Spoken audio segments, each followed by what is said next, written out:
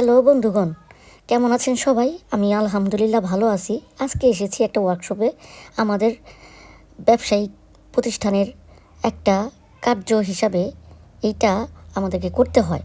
এটা করলে আমাদের লাভ আছে এবং আমার যে ব্যবসায়িক ক্ষেত্র সব ক্ষেত্রে এটা কাজে লাগবে, সেজন্যই এটাতে আসা।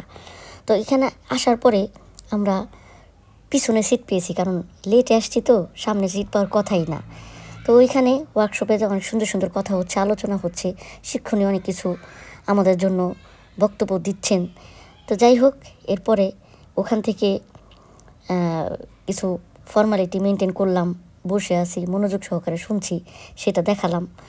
তো এগুলো তো হয়ই মানুষের কর্মক্ষেত্রে, এরকম ওয়ার্কশপ এরকম। তো এখানে একটা ব্যতিক্রম জিনিস কি, এখানে যোগদান করলে এখানে মিটিংয়ের সাথে অনেক কিছু শেখা হয় এবং অনেক কিছু পাওয়াও হয়। তারা অনেক কিছু গিফট করে, এক এক সময় এক এক জিনিস গিফট করে, সাথে খাবারটা তো আছেই। বিশেষ করে আমি শেখার জন্যই যাই। বললে বলবেন কি, আহা আপনি বুঝি খাবারের জন্য যান না? খাবারটা আমার জন্য বোনাস, পেলে খুশি হই। তবে অনেকেরই দেখি শুধু খাবারের জন্যই যায়। তো যাই হোক, খাবারটা বসে খাবো কোথায়, ওইখান থেকে তো চলেই আসলাম। পরে একটা রেস্টুরেন্টের ভিতরে গেলাম, দেখলাম সুন্দর করে ফুল ফুটে আছে, তাই একটু ফুটেজ নিলাম। বসে গেলাম, তাদের কাছে 2টা প্লেট চাইলাম। তারপরে এই গিফট বের করে, খাবারটা বের করে এক জায়গায় রাখলাম। তারপরে খাবারটা খাবো বলে এইখানে সুন্দর করে গুছিয়ে গাছিয়ে বসলাম। ওরে বাবা, পলিথিনের ভিতরে এত সুন্দর করে প্যাকেট করে গিফট মাইরা দিছে, না জানি কি এটার ভিতরে আছে। তো দেখি কি কি, ও বের হয়েছে একটা বাংলাদেশি কোলা। তারপরে এখানে আছে সালাদ এবং রোস্ট, মাখো মাখো ঝোল দিয়ে রোস্টটাকে পলিথিনে মুড়ে দিয়েছে। আর এখানে আছে বিরিয়ানি, মানে পোলাও, সাথে একটা সিদ্ধ ডিম। তো যাই হোক, খাবারটা মন্দ হলো না। তো খেয়ে গেলাম, বসে গেলাম, খেলাম। পরবর্তী কী করবো, ওই যে প্লেট আনছি, রেস্টুরেন্টে বসছি, এটার মাসুল তো দিতে হবে। 2টা, একটা লাচ্ছি আর একটা ব্লুবেরি জুস নিয়ে নিলাম।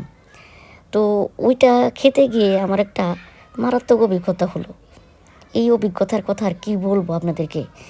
এটাও খেয়ে দেখলাম, ওইটাও খেয়ে দেখলাম, ভাল লাগলো না একটাও। লাচ্ছি দেওয়া পুরো সুনো পাউডারের একটা গন্ধ, মানে প্রসাধনীর গন্ধ।